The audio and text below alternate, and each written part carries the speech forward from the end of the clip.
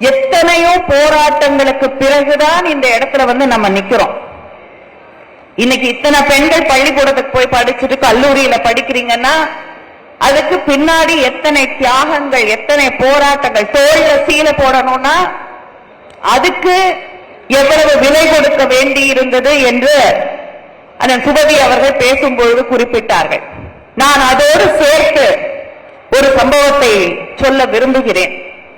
அதே திருவிதாங்கூர்ல இந்த பெண்கள், தாழ்த்தப்பட்ட சமூகங்களைச் சேர்ந்த பெண்கள் ஒரு வயதுக்கு பிறகு அவர்களுக்கு மார்பு, அதுக்காக ஒரு வரி போடுவாங்க. அந்த சகோதரிகள் மிக சாதாரணமாக ஏழை குடும்பங்களிலே பிறந்திருக்கக்கூடிய, ஒடுக்கப்பட்ட மக்களில் பிறந்திருக்கக்கூடிய குடும்பங்களைச் சேர்ந்தவர்கள்.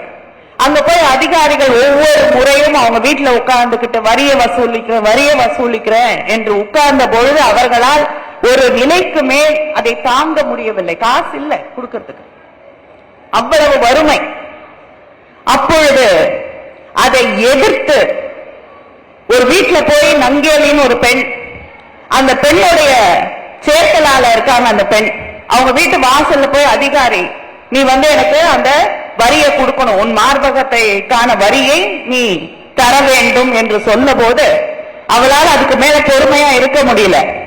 நேரா உள்ள போறா, ஒரு வாழை இலையை எடுத்து வைத்து தன் 2 மார்பகங்களையும் வெட்டி அந்த வாழை இலையிலே வைத்து கொண்டு வந்து போதுமா என்று அந்த அதிகாரி, அரசு அதிகாரியின் கையிலே கொடுத்து விட்டு அந்த குருதி கொட்டியதால் கொஞ்ச நேரத்தில் அவர் மாண்டு போகிறார். இத்தனை விலையை கொடுத்துதான் இன்னைக்கு நம்ம இந்த இடத்துல வந்து இத்தனை பெண்கள் அமர்ந்திருக்கிறீர்கள், இங்க இத்தனை பேர் படிக்கக்கூடிய வாய்ப்பு கிடைத்திருக்கிறது என்றால் இந்த தியாகங்களை எல்லாம் நாம் மறந்து விடக்கூடாது. இன்னைக்கு நம்ம கையில ஒரு பொருள் இருக்கு, யார் வேணாலும் படிக்கலாம். ஒன்றிய அரசாங்கம், பிஜேபி அரசாங்கம் புதிய கல்விக் கொள்கையை கொண்டு வராங்க. அதை தமிழ்நாட்டு மேல திணிக்கணும்னு கங்கணம் கட்டி கொண்டு செயல்படுகிறார்கள். ஆனால் அவங்க இன்னும் 30 வருஷம் பொறுத்து என்ன பெர்சன்டேஜ், என்ன சதவிகிதம் கல்லூரிக்கு போகக்கூடிய மாணவர்களை உருவாக்க வேண்டும் என்று நினைக்கிறார்களோ அதை எப்பொழுதோ கடந்துவிட்ட மாநிலம் தமிழ்நாடு. புதிய கல்விக் கொள்கையை நியாயமா நம்ம எழுதி அவங்களுக்கு கொடுக்கணும் இல்லையா? அவங்க பள்ளிக்கூடத்தெல்லாம் நிறைய மாணவர்கள் இல்லைன்னா பள்ளிக்கூடத்தை மூடணுமா, மூடி எல்லாத்தையும் கொண்டு வந்து ஒரு இடத்துல வைக்கணுமா? தமிழ்நாடு ஒரு மாணவனோ மாணவியோ இருந்தால் கூட அந்த பள்ளியை மூடாமல் நடத்தக்கூடிய மாநிலம் தமிழ்நாடு. அந்த பிள்ளைக்கு சிரமம் இருக்கக்கூடிய கூடாது, கல்வி போய் சேர வேண்டும். மலையில இருந்தாலும் சரி, எங்க இருந்தாலும் சரி, ஒரு குக்கிராமத்துல யாருமே போக முடியாத இடத்துல கூட அங்க ஒரு பள்ளியை உருவாக்கி அந்த மாணவர்களுக்கு கல்வி செல்ல வேண்டும் என்று நினைக்கக்கூடிய மாநிலம் தமிழ்நாடு. அதுதான் திராவிடம். தலைவர் கலைஞர் அவர்கள் ஒரு காலகட்டத்தில் பெண்களை நிச்சயமா வெளியூருக்கு அனுப்பி படிக்க வைக்க மாட்டாங்க. பள்ளிக்கூடம் முடிச்சுட்டீங்கன்னா வீட்டுல வச்சுக்கணும். பள்ளிக்கூடம் முடிக்கிறதே பெரிய விஷயம். அதே போல ஆண்களாக இருந்தாலும் வசதி வாய்ப்பு இல்லைன்னா வெளியூர்ல போய் படிச்சு யார் வீட்லயும் தங்க முடியாது. சில பேருக்கு எல்லா ஊர்லயும் சொந்தக்காரங்க இருப்பாங்க, அதனால போய் தங்கி படிக்க முடியும். நிறைய குடும்பங்கள்ல யாரும் இருக்க மாட்டார்கள். வசதி வாய்ப்பு இல்லாத குடும்பங்களிலே ஒடுக்கப்பட்ட குடும்ப சமூகங்கள்ல இருக்க மாட்டாங்க, போய் படிக்க முடியாது.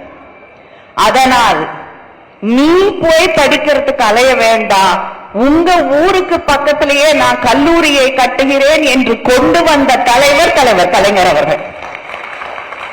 அதனால யாரும் சொல்ல முடியல, நீ வந்து வெளியூருக்கு போய் படிக்காதமா, உன்னை அங்க அனுப்ப முடியாது, இங்க அனுப்ப முடியாது, வசதி இல்லை, என் வீட்டு பிள்ளையை படிக்க வைக்க முடியவில்லை என்று சொல்லக்கூடிய நிலை உருவாகாமல் இன்று அந்த 50% தாண்டி கடந்து நிற்கக்கூடிய மாநிலமாக தமிழ்நாடு இருக்கிறது என்றால் இதை பற்றியெல்லாம் சிந்தித்து செயல்பட்ட திராவிட தலைவர்கள் தான் அதற்கு காரணம்.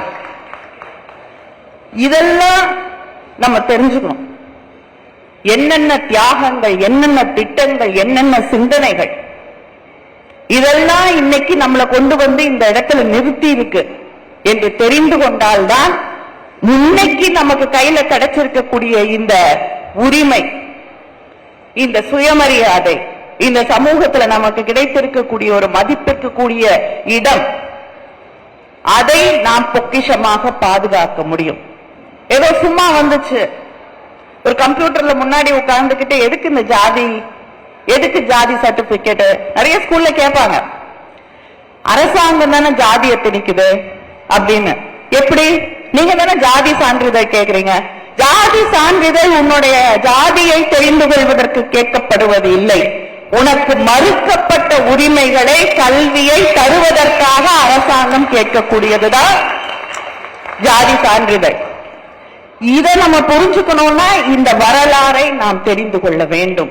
இதற்காகத்தான் அண்ணன் சுபவி அவர்களும் அவரோடு சேர்ந்திருக்கக்கூடியவர்களும் இந்த திராவிட பள்ளியை தொடங்கி நடத்தி கொண்டிருக்கிறார்கள். முக்கியமா பெண்கள், இத்தனை இளம் பெண்கள் இங்க வந்திருக்கீங்க. நீங்க ஒன்றை புரிந்து கொள்ள வேண்டும். அது பாசிசமாக இருக்கட்டும், இல்லை என்றால் இந்த சமூக நீதி, லிபரேஷன், இதுக்கெல்லாம் எதிராக, சிந்தனைகளுக்கு எதிராக பிற்போக்குத்தனத்தை உருவாக்கக்கூடிய மதவாத அரசியலாக இருக்கட்டும், ஃபண்டமெண்டலிசமா இருக்கட்டும், எதுவா இருந்தாலும் அது இந்த சமூகத்துல வந்து எப்படி உரையாடல்கள் குறைந்து கொண்டிருக்கிறது, டிபேட் எப்படி குறைஞ்சிட்டு இருக்கு.